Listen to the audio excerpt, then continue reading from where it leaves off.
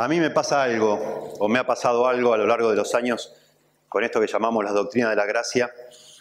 Ustedes saben, se llaman también las doctrinas de la Reforma, o le llaman el calvinismo a esto que hablamos.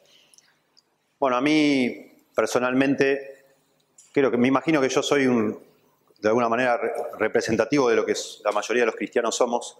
Nunca me gustó enfilarme detrás de una persona. No me interesa ser seguidor de tal o de cual persona. No quiero hacer eso, sino que quiero estar seguro de que lo que yo creo está en la Biblia y nada más. No me importa, más allá del respeto que uno pueda tener por alguien del pasado, no me interesa demasiado eso. Y entonces a mí, en general, no me gusta presentar las verdades que son bíblicas bajo el nombre de alguien. Por eso, no sé qué te pasa a vos, pero a mí, sinceramente, a mí no me gusta decir que soy calvinista, ni nada, ni macarturista, ni nadie. Me gusta sentir, estar seguro de que lo que yo creo está en la Biblia y nada más, ¿verdad? Y me imagino que te pasa a vos lo mismo. Por eso yo pienso que es importante, si el deseo de ustedes al organizar una conferencia o un campamento alrededor de este tema de las doctrinas de la gracia, pienso que es valioso saber algo de la historia, pero no con el fin de decidir detrás de qué bando nos colocamos. Si pudiéramos detrás de ninguno, solo, de nuevo, lo que necesitamos nosotros es la certeza de que lo que creemos es bíblico y nada más, ¿verdad? Eso es todo. Lo único que nos debería importar. Pero como existen de alguna forma esas etiquetas, esos carteles, tampoco está mal saber de dónde sale todo eso, para estar informado,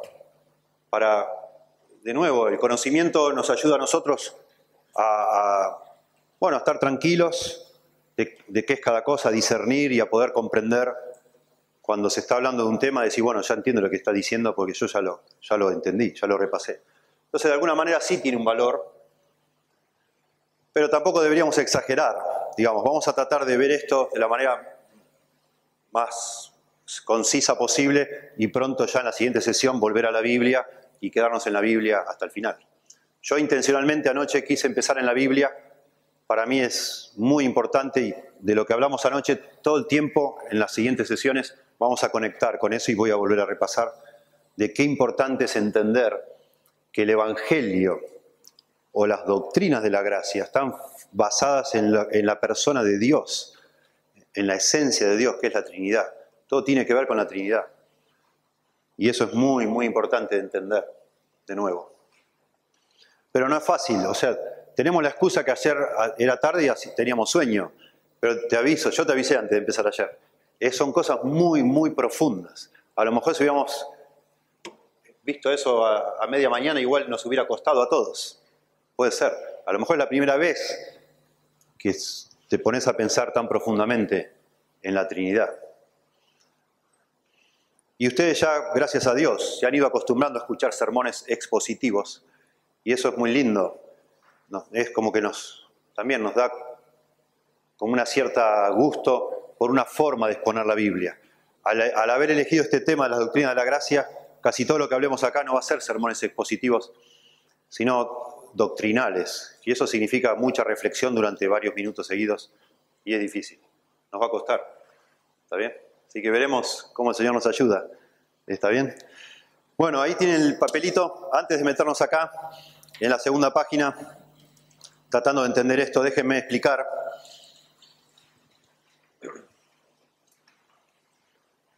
Con un trasfondo un poco más profundo. A principios del siglo XVII, en Holanda, surgió una especie de protesta de un grupo de estudiantes de un profesor que había muerto un año atrás. En 1609 murió un hombre llamado Jacobo Arminio, o Arminus, en latín. Jacobo Arminus era profesor de una universidad y él enseñó muy enfáticamente que el hombre, el ser humano, los seres humanos, tenemos algo de parte en nuestra salvación. Bueno, él murió un año después. Un grupo de sus estudiantes, se ve que el hombre era muy popular, Jacobo Arminio, escribieron un documento y lo presentaron en Holanda. Lo presentaron al Estado. En esa época y en muchos países, la religión estaba ligada al Estado. Era la religión nacional de Holanda. Entonces estas personas, de alguna manera, presentan una queja en un documento que se llama, en el idioma de ellos, remonstrance, que sería protesta. Eso es lo que es. A estos grupos se les llamaron los remonstrantes. Se les llama así porque protestante, para no confundir con los protestantes, no se traduce la palabra remonstrante, porque protestantes fueron otros, 100 años antes. Entonces se les llamó a este grupo en Holanda los remonstrantes, que fueron discípulos de Arminio, que presentan al Estado de Holanda una queja para que se modifique. En los estatutos de Holanda estaban las creencias que ellos tenían, ¿sí? Ellos, el país entero de Holanda se había adherido a lo que se llama la Confesión de Fe de Bélgica o de Belga, ¿sí? La Confesión de Fe belga y al Catecismo de Heidelberg. Son nombres raros, ¿no? Pero la confesión de fe es una lista, ustedes lo pueden googlear, anoten si quieren estas cosas. Yo antes de venir estuve mirando, hay artículos, en todo internet hay artículos, está en español por todos lados, con versículos, sin versículos. La confesión de fe de belga, o la confesión fe belga, hace un énfasis muy grande en la gracia de Dios. Cuando explica la caída del hombre, dice que la caída de Adán afectó a toda la raza humana, haciéndolos incapaces de acercarse a Dios, incapaces de creer. Expone la palabra depravado totalmente.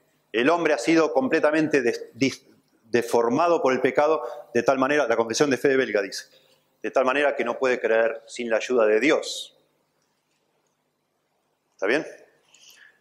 Y también entonces cuando explica la salvación dice que Dios debe tomar el primer paso para, por medio de su Espíritu Santo, darnos vida, regenerarnos, para que junto con eso entonces darnos la fe para poder creer.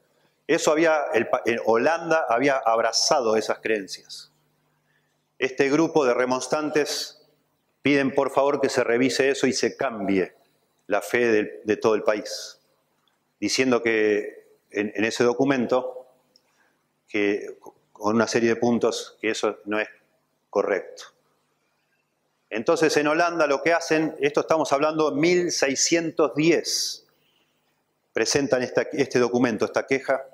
8 años después, 1618, decide el país de Holanda, o la nación, hacer lo que se llama el Sínodo de Dort. El sínodo es como una serie de reuniones donde se juntan un montón de expertos a analizar un tema para decidir. Y así hicieron el Sínodo de Dort entre 1618 y 1619, reuniéndose para decidir sobre este documento donde se pedía que se revise la confesión de fe de belga, o belga.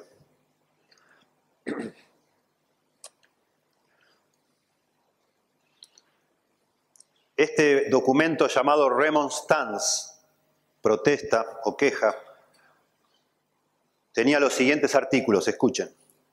Primero, Dios elige o reprueba a las personas sobre la base de la fe o la incredulidad que Dios prevé. Dios en su conocimiento tan perfecto, Él antes de crear los seres humanos, antes de la fundación del mundo, Él pudo saber si vos ibas a creer o ibas a rechazar. Si Dios veía desde antes de fundar el mundo que Marcelo Almada iba a creer, entonces lo eligió a Marcelo Almada para salvarlo. Eso es lo que primer punto que dijeron.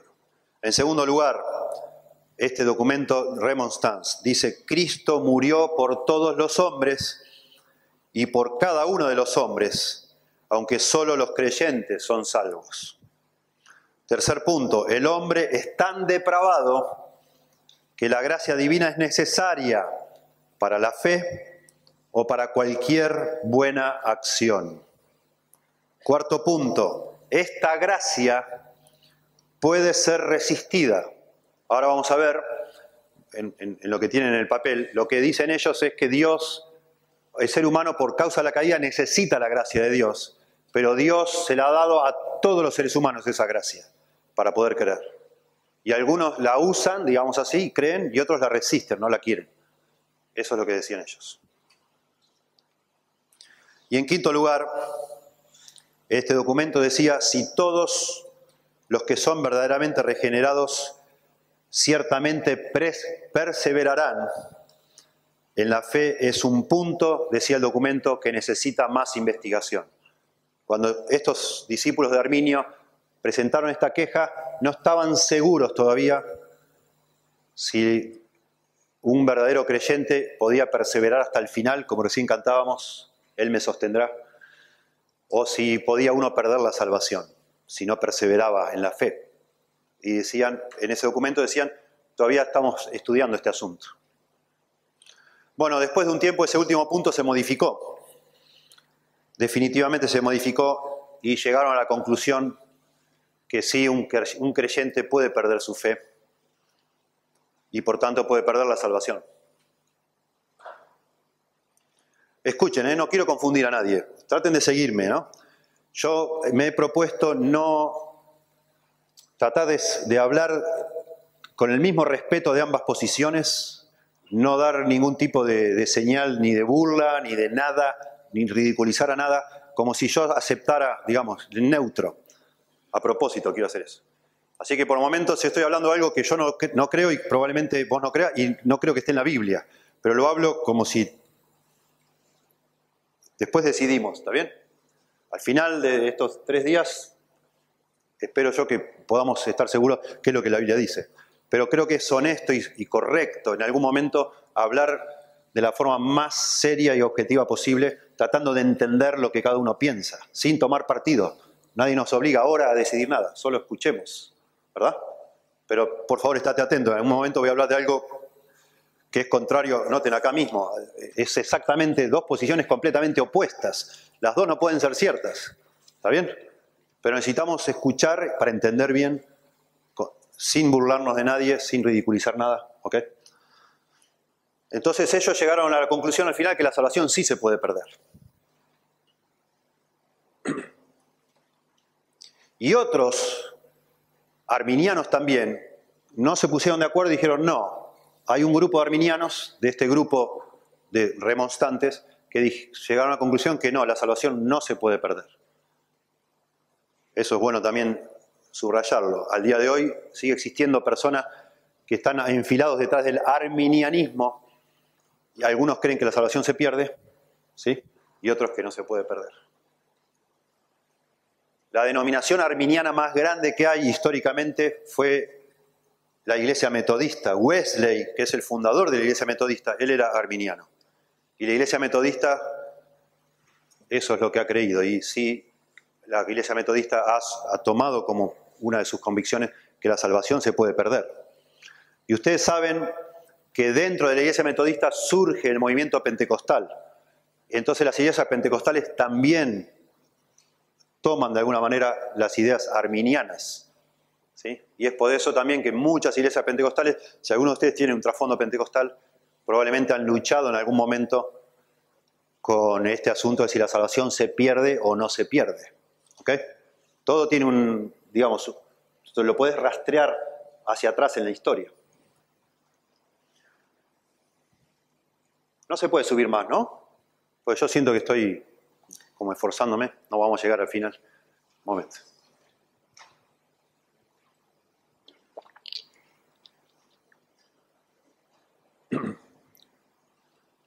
Un teólogo que todavía vive, llamado Packer, J.I. Packer, James Packer,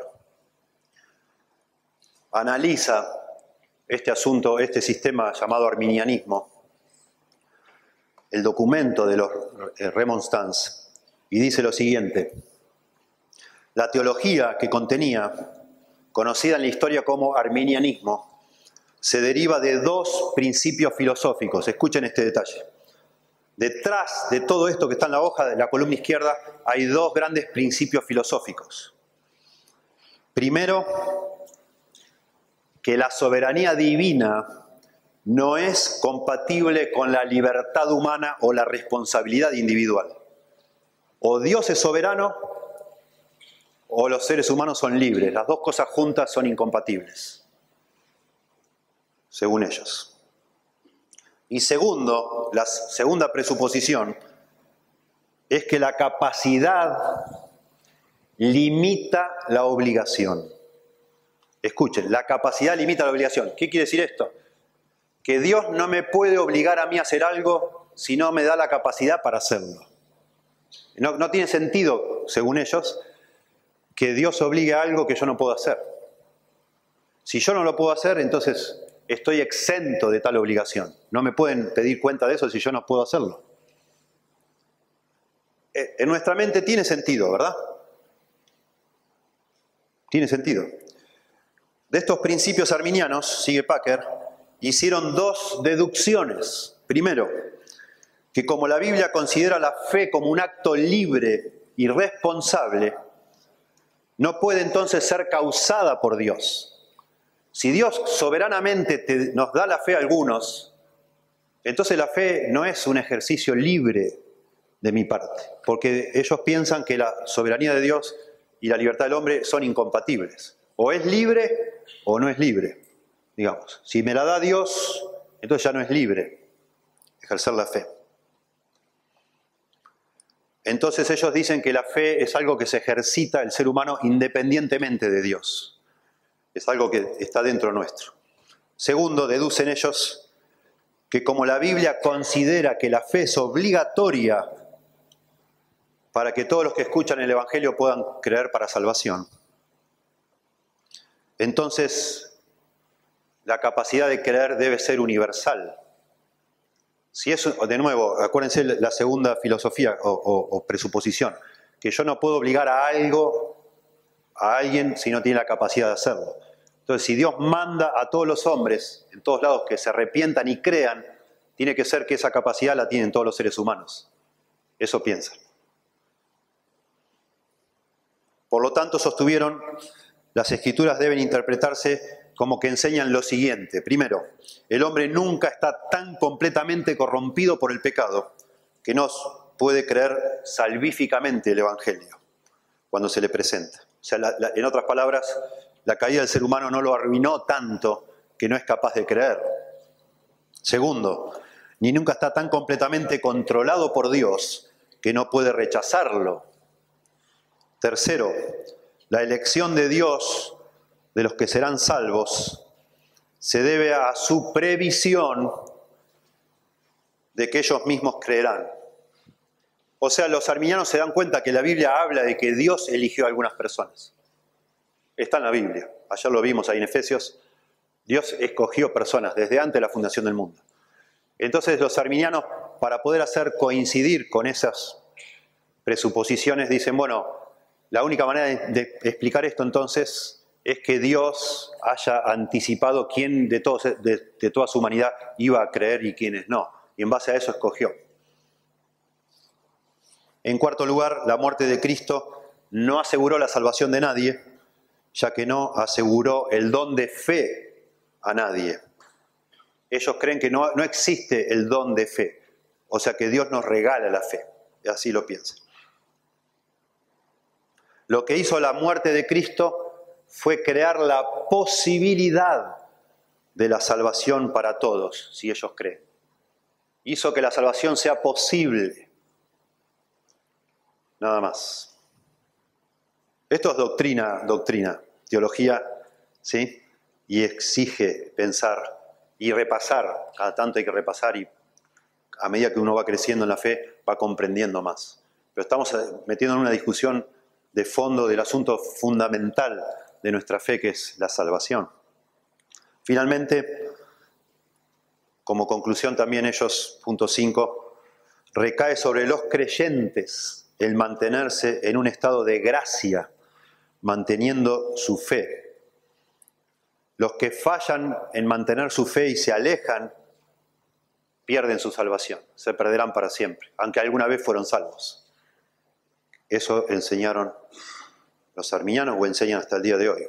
Por lo tanto, dice Packer, el arminianismo hizo que la salvación del hombre dependiera en última instancia del hombre mismo.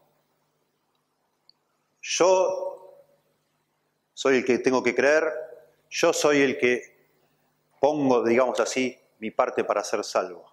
Y entonces la salvación depende de mí. Si logro mantener esa fe, soy salvo. Si no logro mantenerla, me pierdo. La fe salvadora se considera entonces, o se consideraba, como una obra del hombre, debida a su propia capacidad, no a la capacidad de Dios en el hombre. Bueno, después el Sínodo de Dort entonces se reunió, como yo les dije, en 1618 en Holanda. Fue convocado por el gobierno de Holanda. El Estado General de Holanda convocó el 13 de noviembre de 1618 84 miembros y 18 comisionados seculares, 84 teólogos, 18 comisionados seculares, incluyeron 27 delegados de Alemania, del Palatinado, de Suiza y de Inglaterra. Vinieron de otros países a ayudar ahí. Sesionaron durante 154 sesiones, durante 7 meses. 7 meses estuvo reuniendo el Sínodo de Dort. Yo trataba de hacer cuentas, 154 sesiones en 7 meses, se reunían más o menos día por medio, a discutir. Imagínense. El 9 de mayo de 1619 termina el Sínodo de Dort y escriben un documento que se llama Los Cánones de Dort, donde terminan, después de casi un año de discutir, decir que todo esto que acabo de decir es una herejía. Así decide el Sínodo de Dort, después de discutir todas estas 100 personas durante casi un año, que todo lo que acabo de decir no está en la Biblia, es en contra de la Biblia.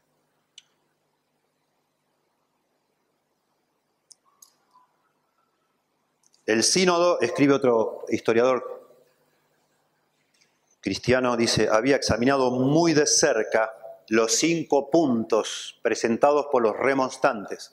Este documento, Remonstrance, lo escribieron en 5 puntos. Escuchen esto. Esto es muy importante. Los que querían modificar la Constitución o la Declaración de Fe de Holanda pusieron 5 puntos. El Sínodo de Dort termina el sínodo, declaran que esos 5 puntos son herejía, pero resuelven también que no es suficiente decir que es herejía, sino que deberían escribir un documento positivo diciendo lo que sí dice la Biblia. Y entonces decidieron hacerlo también en 5 puntos. De cada uno de esos puntos que dicen que es herejía, bueno, entonces, ¿qué es lo que es correcto? Y escriben 5 puntos. Y de ahí salen los 5 puntos que llamamos los 5 puntos del calvinismo o las 5 doctrinas de la gracia o de la doctrina reformada. Son 5 porque el Sínodo de Dort resolvió poner a la par de los 5 puntos arminianos, los 5 puntos, y le llamaron calvinistas. Ellos mismos le llamaron calvinistas. Calvino había muerto 46 años atrás. Estaba muerto ya. Ellos le pusieron ese nombre porque Arminio se le había agarrado contra Calvino, no sé. Entonces quedó así, arminiano. Los dos estaban muertos ya. Interesante. Cuando se resuelve todo esto, ninguno de los dos vivía. Pero le eligieron llamarle los puntos arminianos porque este profesor Arminio se identificaba con eso, y los calvinistas porque Calvino se identificaba con esos puntos. Pero Calvino nunca escribió 5 puntos de nada. Interesante. A mí me gusta saber eso.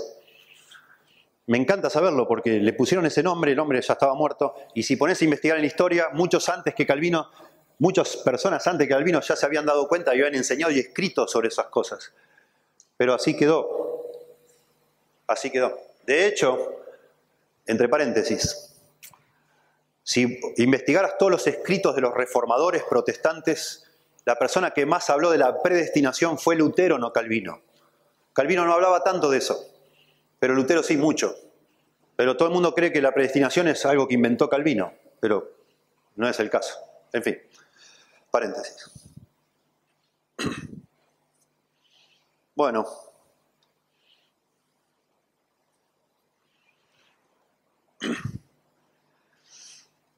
Parece extraño que el Sínodo de Dort en 1619 declarara herejía todas estas doctrinas llamadas arminianismo, cuando lo miramos desde el punto de vista desde hoy, porque la mayoría del mundo evangélico hoy acepta más la posición arminiana que la posición calvinista. Es interesante. Así es. Podría explicar históricamente por qué pasó eso, pero lo salteamos. Algún día pondremos videos en Idear de teología histórica, pero hay una razón.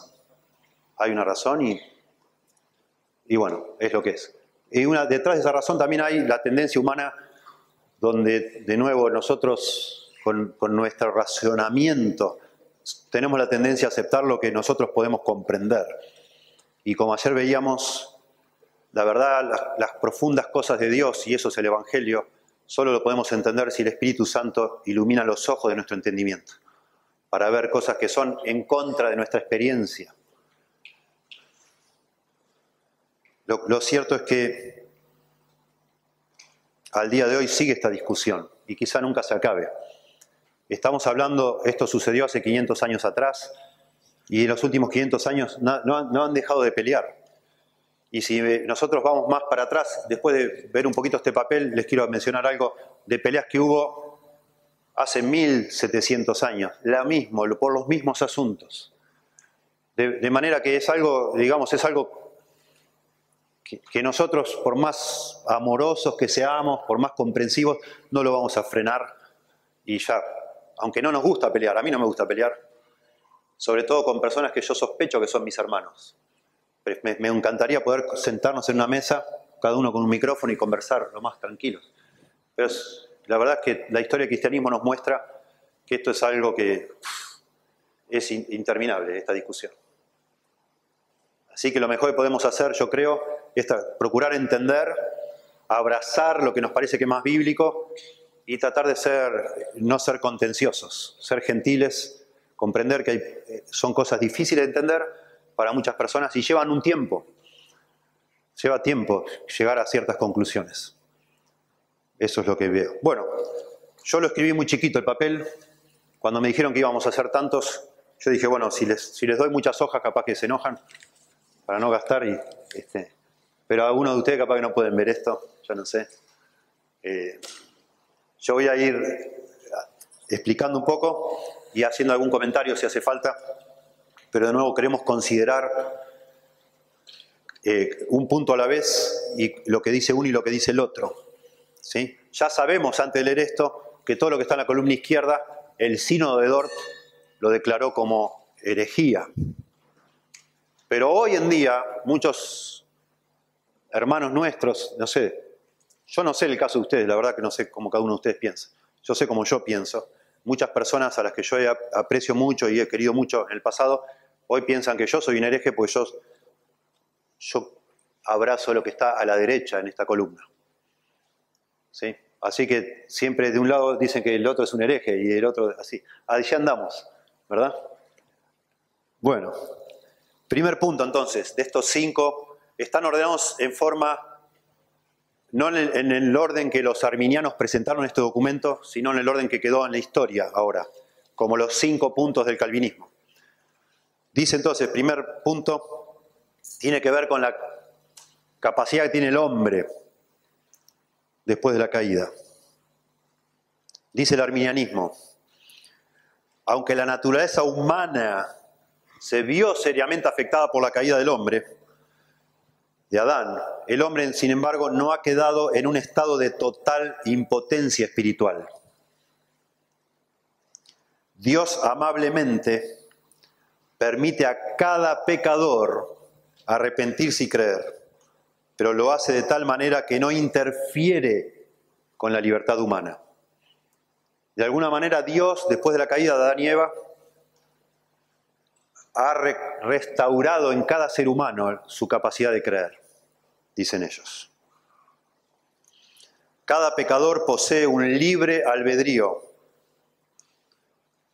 y su destino eterno depende de cómo lo usa.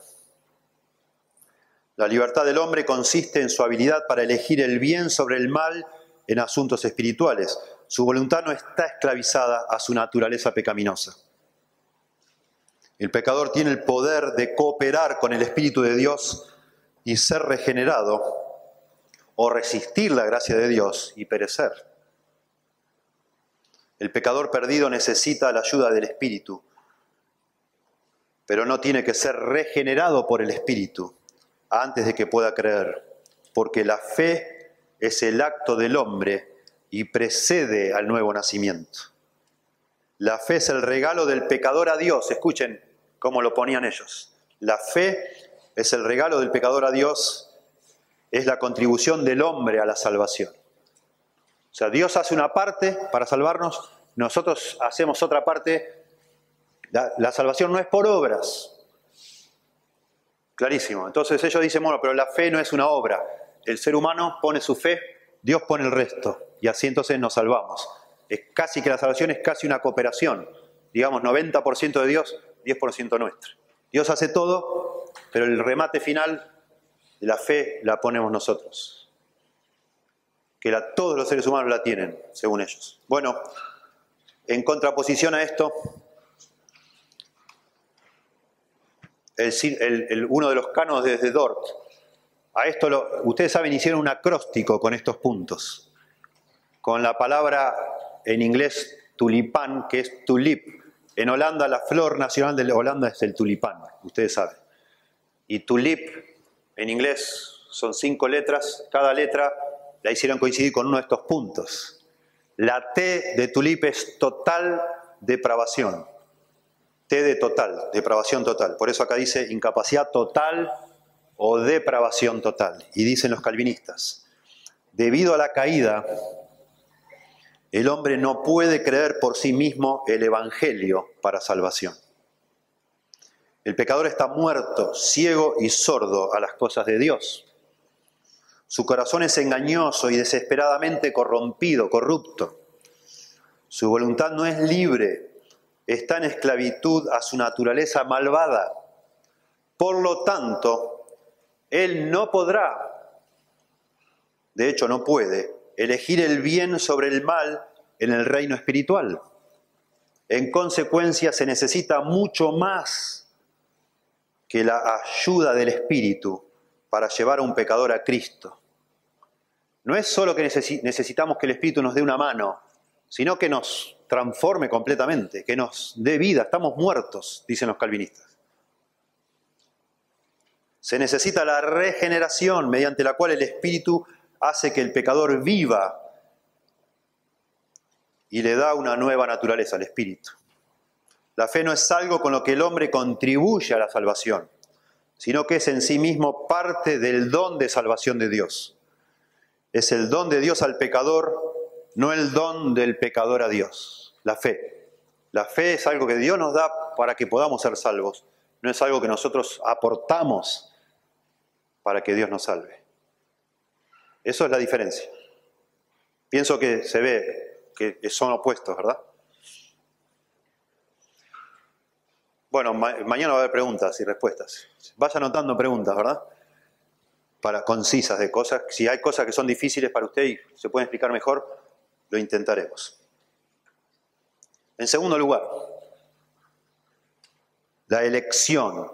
¿Cómo elige Dios a las personas? Segundo punto. La elección de Dios, dicen los arminianos, de ciertos individuos para la salvación antes de la fundación del mundo, se basó en su previsión de que responderían a su llamado. Seleccionó solo a aquellos que sabía que ellos mismos creerían libremente el Evangelio. Por lo tanto, la elección fue determinada o condicionada por lo que el hombre haría. La fe que Dios previó, sobre la cual Él basó su elección, no fue dada al pecador por Dios. Es decir, no fue creada por el poder regenerador del Espíritu Santo, sino que derivó únicamente de la voluntad del hombre. Se dejó totalmente en manos del hombre ¿quién creería y por lo tanto quién sería elegido para la salvación? Dios eligió a aquellos que Él sabía que por su propia voluntad elegirían a Cristo. Así la elección del pecador a Cristo, escuchen de nuevo acá, la elección del pecador a Cristo, no la elección de Dios al pecador, es la causa última de la salvación. Entonces el que elige es el hombre elige a Cristo y entonces es salvo, no que Dios elige al pecador para que sea salvo. Ya en un minuto más estamos ya fundidos, ¿no? Demasiado pensar en cosas demasiado profundas. Pero todos nos damos cuenta que esto no es un asunto menor, no es un asunto secundario, es fundamental. De eso depende nuestra salvación, verdaderamente. Bueno, los calvinistas, el sínodo de Dort, en el segundo punto, la T era total depravación, la U de tulip, la U es de incondicional, en inglés se pone unconditional. Incondicional, elección. Siempre en inglés va primero el adjetivo. La U es elección incondicional. La elección de Dios de ciertos individuos para la salvación antes de la fundación del mundo descansa únicamente en su propia voluntad soberana. Su elección de pecadores particulares no se basó en ninguna respuesta prevista u obediencia por parte de ellos, como la fe, el arrepentimiento, etc. Por el contrario, Dios da fe y arrepentimiento a cada individuo que Él escogió. Estos actos son el resultado, no la causa de la elección de Dios. La fe y el arrepentimiento las tienen las personas a las cuales Dios escogió, no que Dios escoge a los que van a tener fe y arrepentimiento.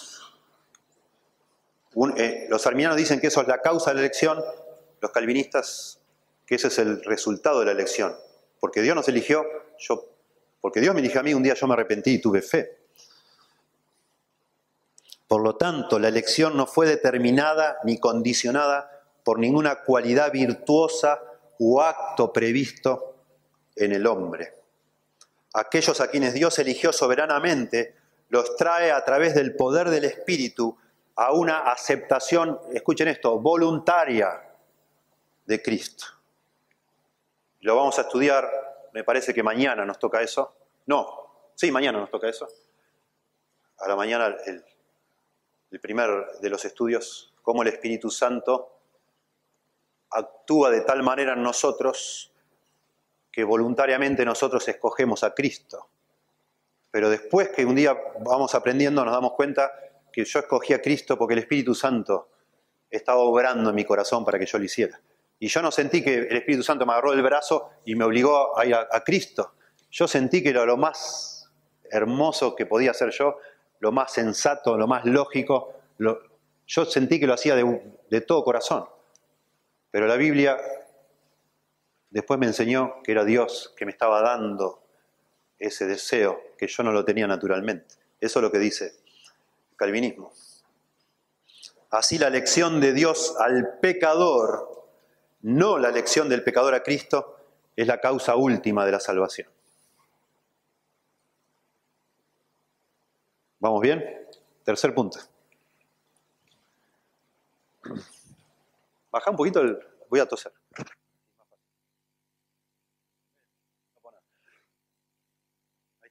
Gracias.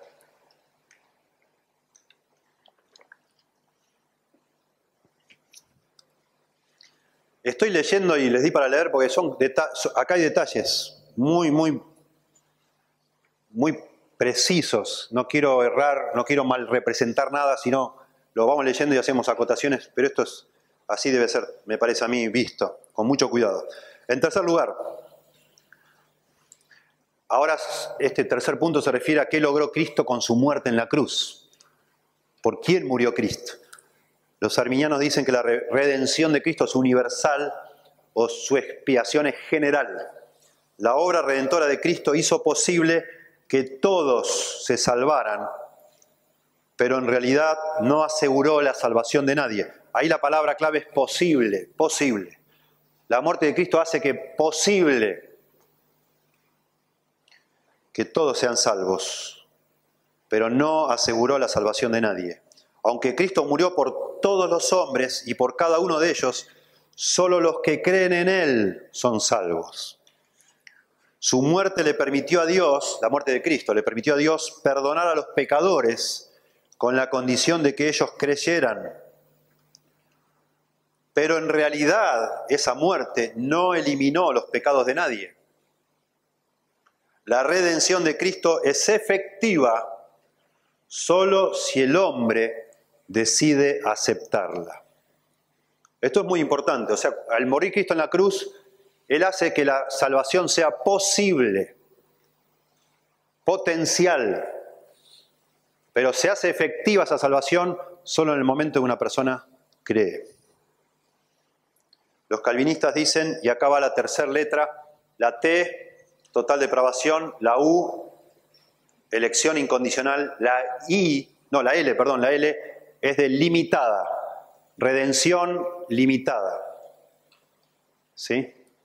O expiación limitada. La obra redentora de Cristo tuvo la intención de salvar solo a los elegidos y obtener la salvación real, no potencial, para ellos. Sí, ahí lo que está puesto en el lado arminiano, lo que habría que subrayar es la palabra posible. Y del lado calvinista hay que subrayar la palabra real, no posible, real. Su muerte fue un sufrimiento sustitutivo por la pena del pecado en lugar de ciertos pecadores específicos. Además de eliminar los pecados de su pueblo, la redención de Cristo aseguró todo lo necesario para su salvación, la de su pueblo, incluida la fe que nos une a Él. El don de la fe es aplicado infaliblemente por el Espíritu a todos por quienes Cristo murió, garantizando así su salvación. Bueno, esto vamos a verlo esta noche, el último de esta noche, cuando estén fusilados de cansados. Esto es uno de los puntos más difíciles para muchas personas, porque nos parece también muy raro cómo que Cristo murió solo por los escogidos. Qué raro que es eso. ¿Acaso no es el Salvador del mundo el Señor? ¿No acaso no dice que de tal manera amó Dios al mundo que ha dado a su Hijo unigénito, etcétera? Bueno, vamos a tratar de entender lo que la Biblia dice, ¿ok? En cuarto lugar, el Espíritu Santo puede ser resistido efectivamente. Arminianos de nuevo. El Espíritu llama interiormente a todos aquellos que son llamados externamente por la invitación del Evangelio. Bueno, hay dos llamados. Déjenme explicar esto un poquito. Mañana veremos un poco más. Cuando yo estoy en una reunión, o el pastor Alcides o cualquiera en una reunión evangelística está diciendo, venid a mí, todos los que estáis trabajados y cargados, y yo os haré descansar. Eso es un llamado, ¿verdad? Vengan a Cristo. El Señor está, yo no echo afuera a ninguno de los que vienen a mí, etcétera. Venga a Cristo, arrepiéntase. Es un llamado. Se le llama eso llamado externo, porque le llega al oído de cualquier persona externamente. Pero a la vez que un predicador explicando el Evangelio está haciendo un llamado externo, en ese instante el Espíritu Santo está tocando algunos corazones. Y a eso se le llama el llamado interno, que lo hace Dios. Yo hablo, pero a algunas personas le entra por un oído y le sale por el otro, ¿verdad? Pero a algunas personas se les clava eso en el corazón. Lo que uno habla es el llamado externo. Lo que el Espíritu hace cuando uno habla el Evangelio es el llamado interno. Entonces volvemos. El Espíritu llama, arminianos, interiormente a todos aquellos que son llamados externamente por la invitación del Evangelio. Él hace todo lo que puede para llevar a cada pecador a la salvación, el Espíritu Santo. Pero en la medida en que el hombre es libre, puede resistir con éxito el llamado del Espíritu. El Espíritu no puede regenerar al pecador hasta que el pecador crea. La fe, que es la contribución del hombre, precede y hace posible el nuevo nacimiento. Así el libre albedrío del hombre limita al espíritu en la aplicación de la obra salvadora de Cristo. El Espíritu Santo solo puede atraer a Cristo a aquellos que le permiten tener su lugar en ellos. Solo los que aceptan, los que abren, yo estoy a la puerta y llamo, ¿no? Si alguno abre, se usa ese texto, yo entraré a él. Si yo no quiero abrir, por más que el Espíritu quiera entrar, no lo va a hacer. Se suelen decir los arminianos, para defender este punto, Dios es un caballero. Dios es un caballero, Él no va a forzar a nadie a hacer lo que esa persona no quiera. Él, ahí está, si querés aceptar, no, o sea, de nuevo, para no ser burlones y ser justos, es obvio que los arminianos no piensan que Dios no tiene poder. Por supuesto que Dios podría hacer lo que quiere con cualquiera, pero ellos piensan que Dios nunca va a atropellar nuestro libre albedrío, nuestra libertad de elegir. Entonces no lo hace, no porque no puede hacerlo, sino que no quiere. En ese sentido, limita al Espíritu Santo. ¿Sí? Hasta que el pecador responda, el Espíritu no puede dar vida. La gracia de Dios, por lo tanto, no es invencible. Puede ser y es a menudo resistida y frustrada por el hombre. Otro texto que usan, después lo veremos más, pero solo para que ustedes conecten, porque buscan apoyo en la Biblia, obviamente. Cuando el Señor dice, Jerusalén, Jerusalén, ¿cuántas veces os quise juntar como la gallina a sus polluelos y vosotros no quisisteis? Mostrando un ejemplo, personas resistiendo la obra de Dios, no aceptando, no dejando que Dios haga lo que Él quiere hacer. Bueno, el calvinismo dice sobre este punto, y ahí está, ahí sí va la I, del tulip, total depravación, elección incondicional, redención limitada, y la I sería gracia irresistible, la I es de irresistible. Llamado eficaz o gracia irresistible. Además del llamado general externo a la salvación que se hace a todos los que escuchan el Evangelio, el Espíritu Santo extiende a los elegidos un llamado interno, especial, que inevitablemente los lleva a la salvación. El llamado externo que se hace a todos sin distinción puede ser y con frecuencia es rechazado, mientras que el llamado interno que se hace solo a los elegidos no puede ser rechazado, siempre resulta en la conversión. Por medio de este llamado especial, el Espíritu atrae irresistiblemente a los pecadores a Cristo. Él no está limitado por la voluntad del hombre en su obra de aplicar la salvación, ni depende de la cooperación del hombre para tener éxito. El Espíritu misericordiosamente hace que el pecador elegido coopere, crea, se arrepienta, venga libre y voluntariamente a Cristo. La gracia de Dios, por lo tanto, es invencible. Nunca deja de resultar en la salvación de aquellos a quienes se extiende. Ese es el punto, gracia irresistible, así le llaman. O llamamiento eficaz, el llamamiento interno. Yo no me convertí la primera vez que escuché el Evangelio. Yo me convertí el 1 de julio del año 1984. El Señor me convirtió, obviamente. Pero yo escuché el Evangelio por primera vez en octubre del año 83 y me burlé. Y en mi mente, mientras lo estaba escuchando, decía yo, este tipo me tiene harto. ¿Cuándo me va a dejar? Y la mitad de lo que me decía no escuchaba nada. Dice, este es un loquito, ni loco yo agarro esto, etcétera, etcétera. Y todo el tiempo en mi mente yo estaba pensando en otra cosa. Me lo estaba tratando de sacar de encima al que me estaba hablando de Cristo.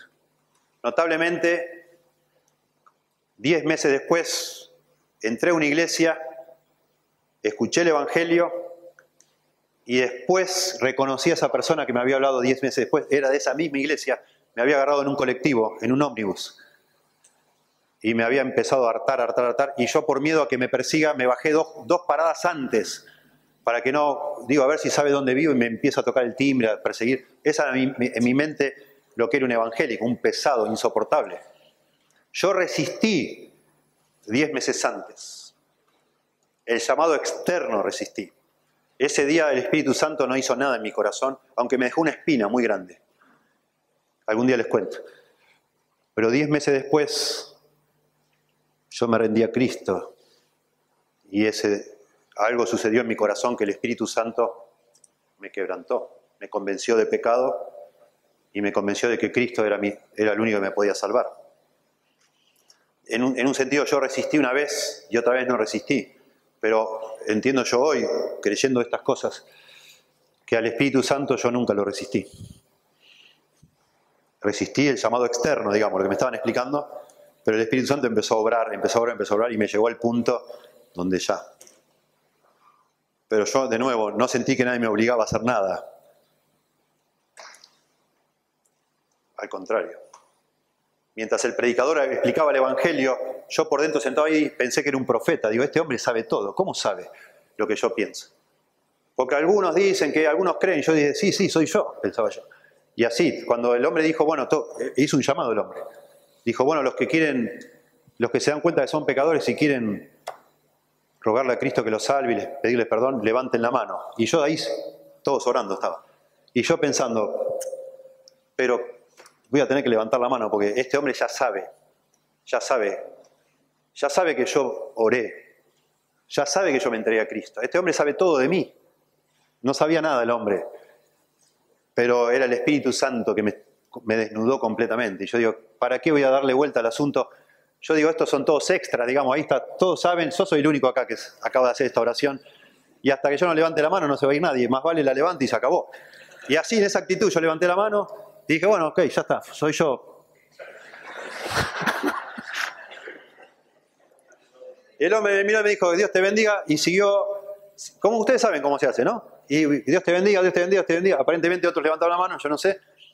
Y después, yo no me la esperaba, dice, bueno, los que levantaron la mano pasan al frente. Dije, ufa.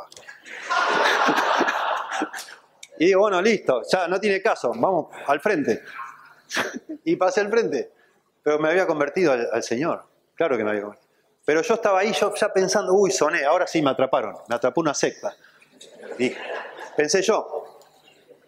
Y yo ya empecé la desconfianza, cuando ya quedó todo tan evidente, empecé a desconfiar de todo el mundo. Y me sentó ahí, alguien me dio consejería, me dio seguridad, salvación, etc. Me volví a casa y yo en mi mente dije, no vuelvo más acá, esta gente no me va a atrapar ni loco. Y bueno, pasaron 2 meses y yo estaba en mi casa y digo, qué raro, nadie me vino a buscar. ¿Qué iglesia rara? No me persiguen. Y yo volví a ir. Y nunca más me fui. Yo volví a ir y en esos 2 meses, sin ir a ninguna iglesia, yo me acuerdo que le hablaba con mis amigos, le digo, algo me pasó. Le digo, ¿qué te pasó? Me decía, no sé, le digo, antes yo no soportaba a mi papá. No podía ni estar un minuto al lado de él, nos peleábamos. Y ahora me levanto temprano, antes de ir a la escuela le lavo los platos a mi mamá, organizo todo, tengo un amor, yo le decía a ella, no sé por qué, pero nunca me pasó, siento que estoy lleno de amor, quiero amar a todo el mundo. Yo me burlaba mucho de un compañero mío que era muy amanerado, no sé si era homosexual o no, no lo sé, pero yo me vivía burlando. Y en esos 2 meses, sin ir a ninguna iglesia, un día me acerqué, le digo, Flavio, te quiero pedir perdón, yo me he burlado toda la secundaria de vos, estaba en 5º año, 17 años tenía. Y él me miró como diciendo, ¿qué me vas a hacer ahora? Digo, no, Flavio, en serio. Le digo, ¿por qué no te venís un día, nos juntamos a tomar unos mates? La verdad, qué basura de mi parte. Yo no. El Espíritu Santo en mi corazón. Nadie me llenó la cabeza, nada. El Espíritu Santo había entrado a mi vida, gracias a Dios, ¿no? Y él ya había empezado la santificación sin que nadie me diera ni un solo estudio extra. Porque yo tenía miedo que me atrapara una secta. Es precioso. Bueno, y finalmente metí eso para descansar mentalmente un poquito, volvemos acá y ya. El 5º punto, caer de la gracia.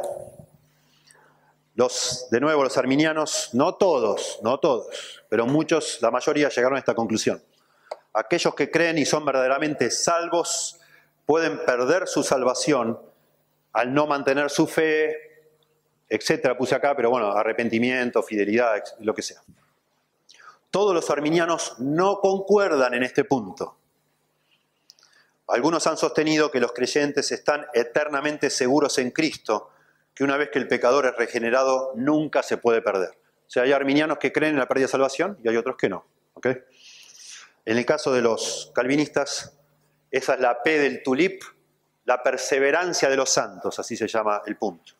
Todos los que fueron elegidos por Dios, redimidos por Cristo y llamados por el Espíritu, son salvados eternamente. Se mantienen en la fe por el poder de Dios Todopoderoso y por lo tanto perseveran hasta el final. ¿Sí? Como un resumen, entonces, según el arminianismo, la salvación se logra a través de los esfuerzos combinados de Dios, quien toma la iniciativa, y el hombre, que debe responder. La respuesta del hombre es el factor determinante, lo que decide si alguien va a ser o no va a ser salvo. Dios ha provisto salvación para todos, pero es obvio, aclaro yo, que no todos van a ser salvos.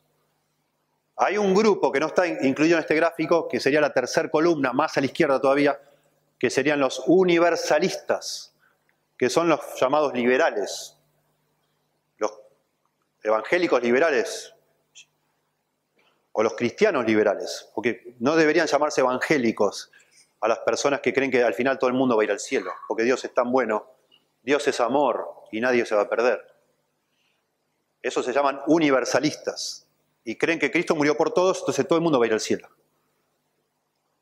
Los arminianos creen que Cristo murió por todos, pero como no todos van a ir al cielo, el factor determinante entonces es lo que cada uno hace con lo que hizo Cristo.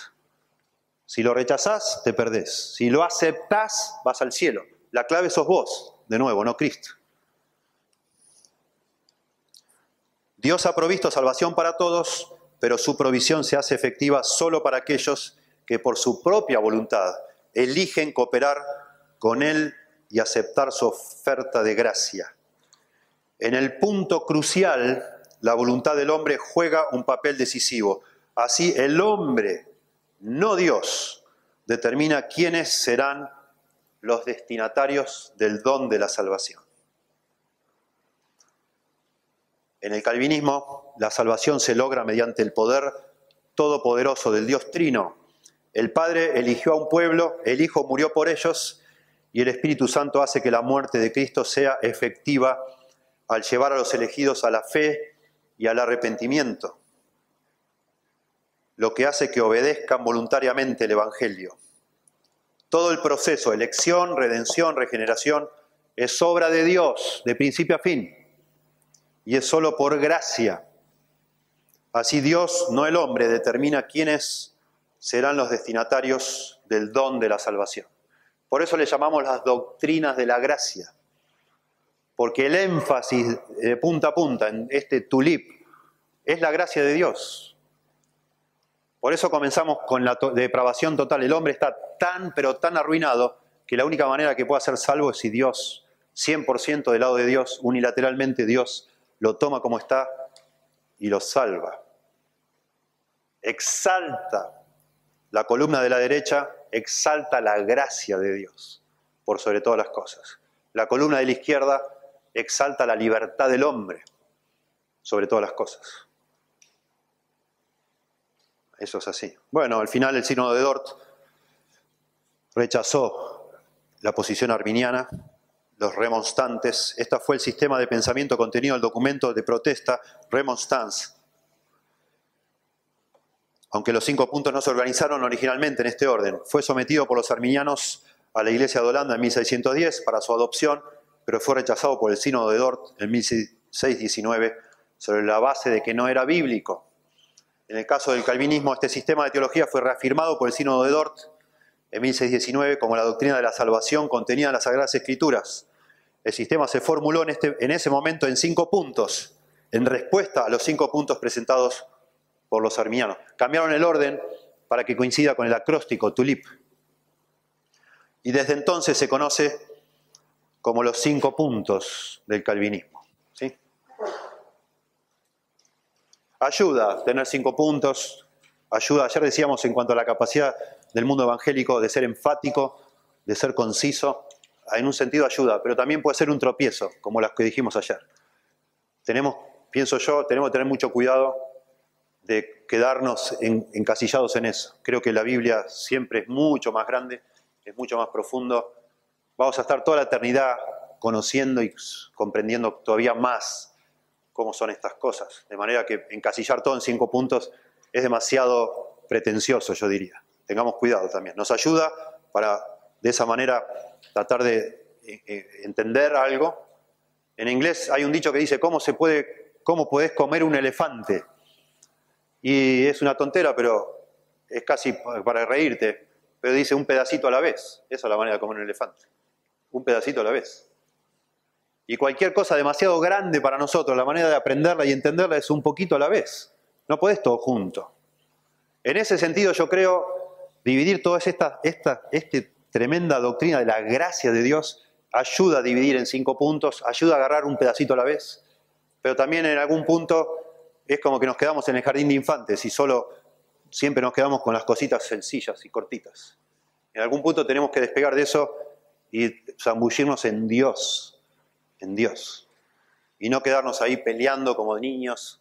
Tenemos que madurar en algún momento, ¿sí? Por ahora nos sirve y está bien, pero en algún momento tenemos que entender que esto lo inventó alguien solamente para argumentar contra otros y nada más. ¿Está bien? Bueno, vamos a parar acá por el tiempo. Yo quería hablar de alguien todavía anterior a Calvino y anterior a Arminio, que también hablaba de esto, pero en algún estudio lo meto. ¿Está bien? Quizás en el siguiente, para que podamos limitar la extensión de estas sesiones. ¿Está bien?